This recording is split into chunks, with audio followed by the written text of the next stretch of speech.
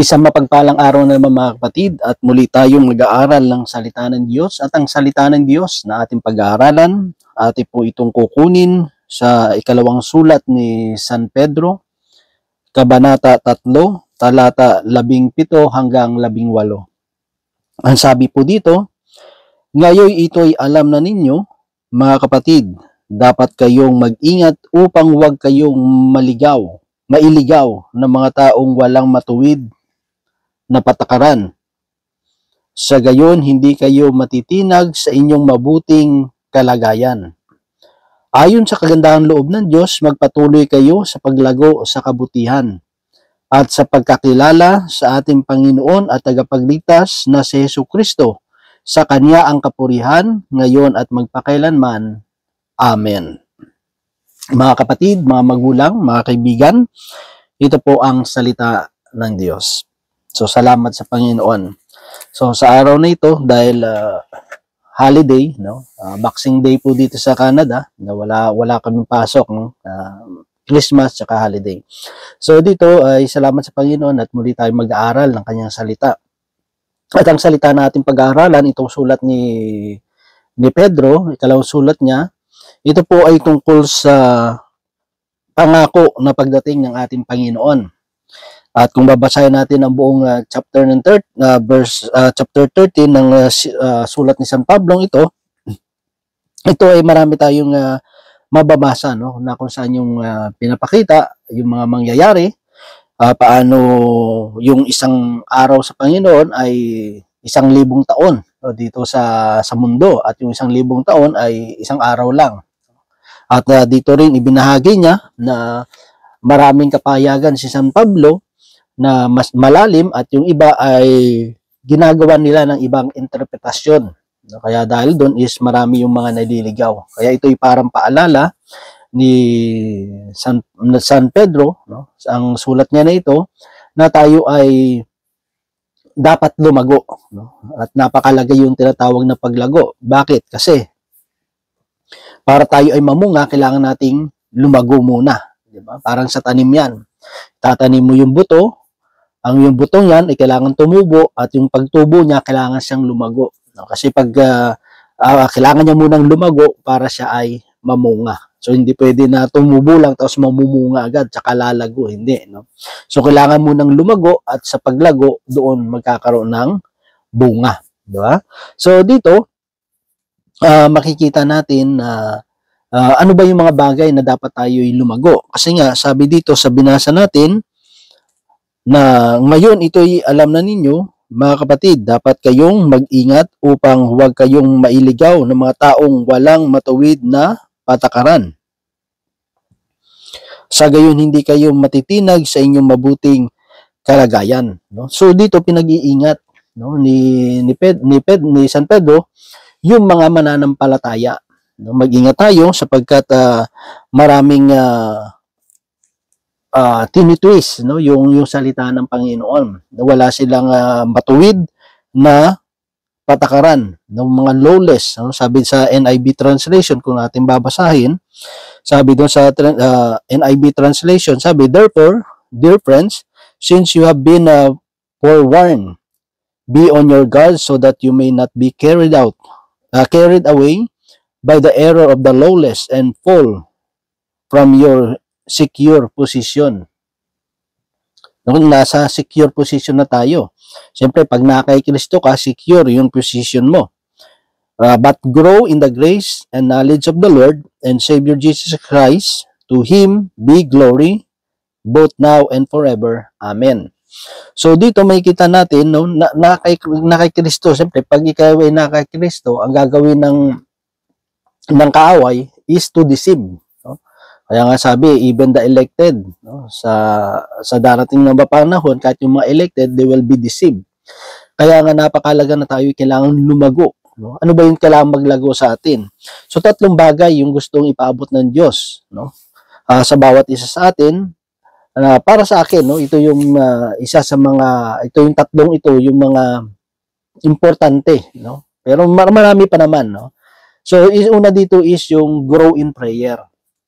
Na tayo ay kailangang lumago sa ating buhay panalangin. Kasi sa pananalangin, ito yung tayo ay nakikipag-communicate sa Panginoon, di ba? The more na lumala, ito ay way din ng yung pakikipag-ayos, yung constant na magkaroon tayo ng closeness, no? Kasi siyempre, the more mo makikilala yung isang tao, kapag siya ay nakakausap mo, no? Kapag yung isang tao ay nakakausap mo, more na nakikilala mo siya,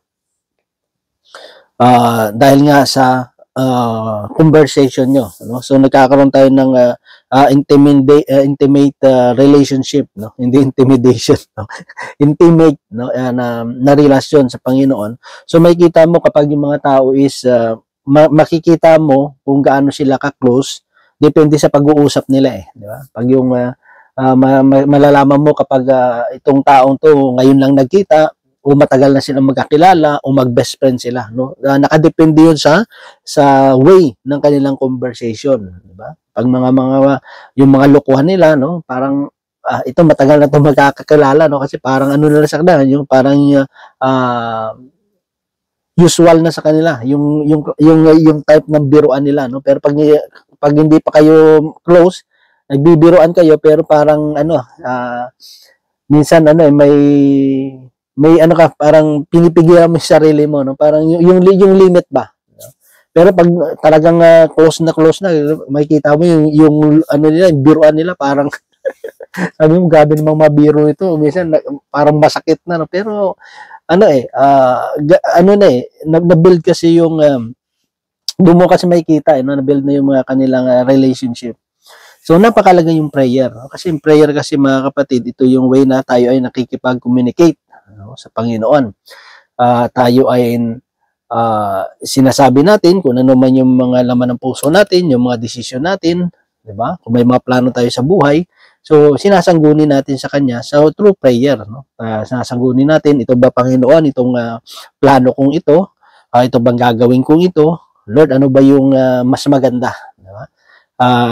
Sa prayer kasi isinasama natin siya, ano? Pinapakita natin na siya ay part o bahagi ng ating buhay, no? Pag wala siya, hindi makukumpleto yung desisyon na gagawin natin, no? So pagpapakita yun ng ng kahalagahan niya, no? Yung kalagahan ng Diyos sa buhay natin, no? Kaya tayo ay nananalangin kasi kinikilala natin yung kahalagahan ng Diyos, no, sa bawat gagawin natin. Hindi lang yan dahil may kailangan tayo. Hindi lang yan dahil tayo ay may hinihingi sa Kanya. Hindi yon, no? Kundi tayo ay nananalangin kasi gusto natin na tayo ay Kanyang pangungunahan, papatnubayan sa lahat ng ating gagawin. Kaya nga, sabi nung tayo ay mag-ingat.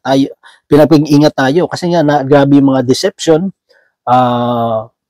para yung secure na position natin ay mawala, di ba? Kasi sabi naman kasi ng Bible, no, even the elected kahit kasi nga pwedeng ma-deceive talaga di ba? Pag yung pundasyon, napakalaga kasi yung pundasyon natin sa Panginoon. Napakalaga kasi meron kang personal na foundation sa Diyos. Kasi kung personal 'yon, ikaw mismo na experience mo 'yon, matibay 'yon di ba?